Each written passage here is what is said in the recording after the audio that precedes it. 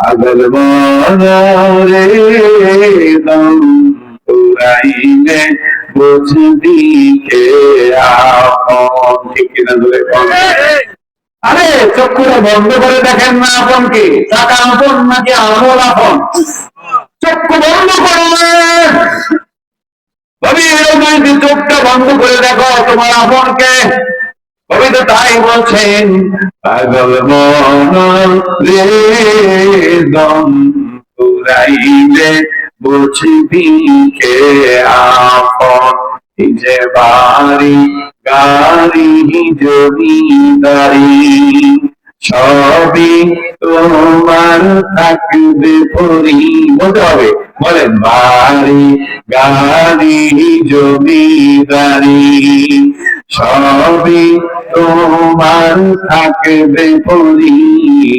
সাদা কাপড় পরাইবে তোমায় বাঁশের পালকি সাজাইয়া দিবে বিদায় করিয়া। বাঁশের পালকি সাজাইয়া দিবে বিদায় করিয়া। মাওলা বিনে কে আছে আপন, আমার রাসূল বিনে কে আছে আপন। পাগল মন রে দম পুরাইলে বুঝবি কে আপন। যারাই তোমার ছিল আপন পরাইবে তারাই কাফন। তারাই তোমায় করিবে দাফন। আতর গোলাপ ছিটাইয়া দিবে বিদায় করিয়া। আতর গোলাপ ছিটাইয়া দিবে বিদায় করিয়া।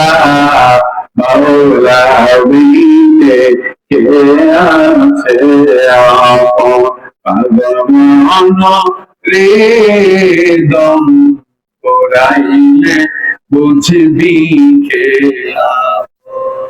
এখন নামাজ ভালো লাগে না, এখন আজানের ডাক ভালো লাগে না, কোরআনের মাহফিল ভালো লাগে না, দিনের প্রতিদান করতে ভালো লাগে না।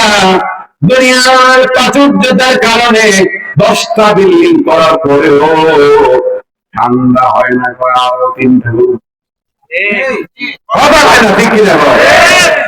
এই সূরা তাফসীরে ওই যে আমাকে বলতে দেখছেন, দেখেন আমি দেখাই দেখি, এমনি বলি না, আপনারা বলবেন আমি খেলে এমনি কথা বলি,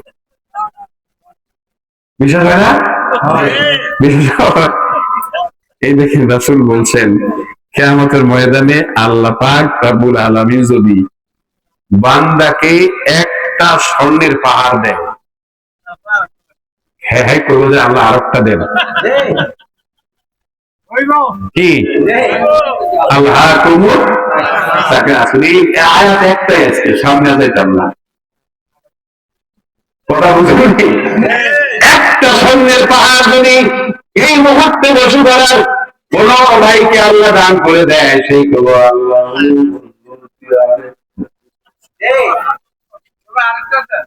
এটা নবী হয়ে গেছে, আপনার কোনো নবী বলে গেছে, কে বলে গেছে?